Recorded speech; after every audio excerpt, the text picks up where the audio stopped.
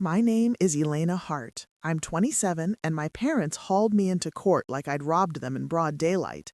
My mother, Mara, cried on cue. My father, Derek, nodded, grave and certain. They told Judge Calder I'd stolen their business idea and built my company on it. I sat perfectly still, hands folded, nails biting my palm until pain turned into focus. The courtroom smelled of varnished oak and old grudges.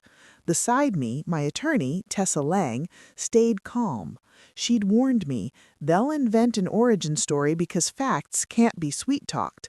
Let discovery speak. Judge Calder flipped page after page. Then he stopped. He looked up slowly and said, "I read about this company in Forbes last week." Mara froze mid-sniffle. Derek's mouth tightened. Even their lawyer's pen paused. In that small, sharp quiet, I understood this wasn't about justice. It was about control, about dragging me back under their thumb the moment my name became public. 7 months earlier, the lawsuit arrived in spring, thick as a threat. They wanted 60% of my equity, not cash. Power, not compensation. They claimed they'd conceived revolutionary software, funded it with retirement savings, and that I'd betrayed them. Here's what they didn't include. I'd supported myself since 17. The morning after graduation, Derek gave me a deadline. Get a job, pay rent, or leave. I left.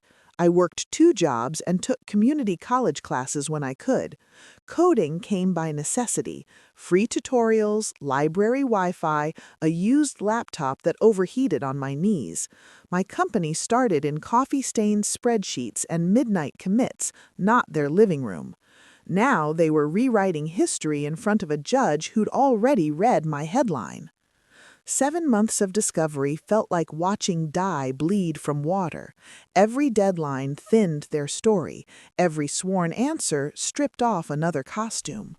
They first pretended they'd handed me a finished concept, some late-night family whiteboard miracle. Tessa asked for dates and places. Mara said July at their kitchen table. Derek insisted December in the garage. Under oath, their memories kept changing shapes like lies trying on new shoes. When they ran out of nostalgia, they accused me of cheating time itself. Backdated, their lawyer said, manipulated timestamps. Tessa didn't argue feelings, she argued systems. Third-party records don't take sides. She slid a binder toward the bench.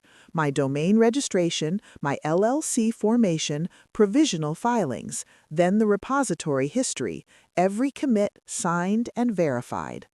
After that came the proof of solitude, server invoices, app subscriptions, tax filings, beta contracts, the first payments that kept me eating.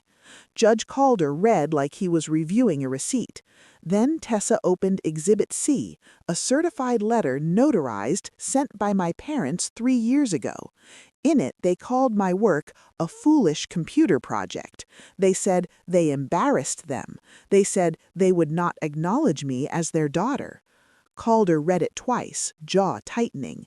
You condemned her for building this, he said, eyes on them, and now you claim you created it. Derek tried to talk fast about the idea, about needing me for the technical part. The judge's next question came clean and simple. What was the idea exactly? Silence answered first, loudly enough. Then Tessa reached into a slim folder and said softly, "There's more, Your Honor." Tessa set a speaker on the rail. "Recorded call, proper notice," she said. The courtroom went still. A ring, then my voice. "This call is being recorded." Mara sounded sweet until I refused to be reasonable.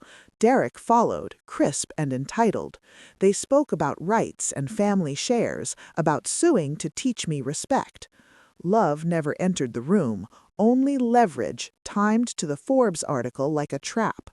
Judge Calder's expression didn't soften, it tightened. "Did you just hear yourselves?" he asked. Their lawyer stood, but Calder stopped him with a lifted finger. Tessa handed up the last pieces, a demand letter from their first attorney, pay $250,000 and they disappear. Then the withdrawal notice, ethical concerns filed after I said no. After my refusal came the new appetite, 60% of my company once my valuation became gossip. Calder then looked at my parents as if seeing them for the first time. "This isn't an intellectual property dispute," he said. "It's coercion dressed as litigation." He dismissed the case with prejudice, ordered fees, $42,000, and signed a protective order. No contact, no interference, no messages through relatives or concerned friends. The gavel cracked. Relief, not revenge. On the courthouse steps, sunlight hit my face like permission. Derek called my name. I turned just enough to say, "You erased me years ago. Today, you just stamped it." I walked to Tessa's car with shaking hands and a straight spine. That night, my team toasted in a bar. In the morning, a reporter asked for the story. I replied, "Once. No spectacle, just records." Then I opened my laptop and kept coding.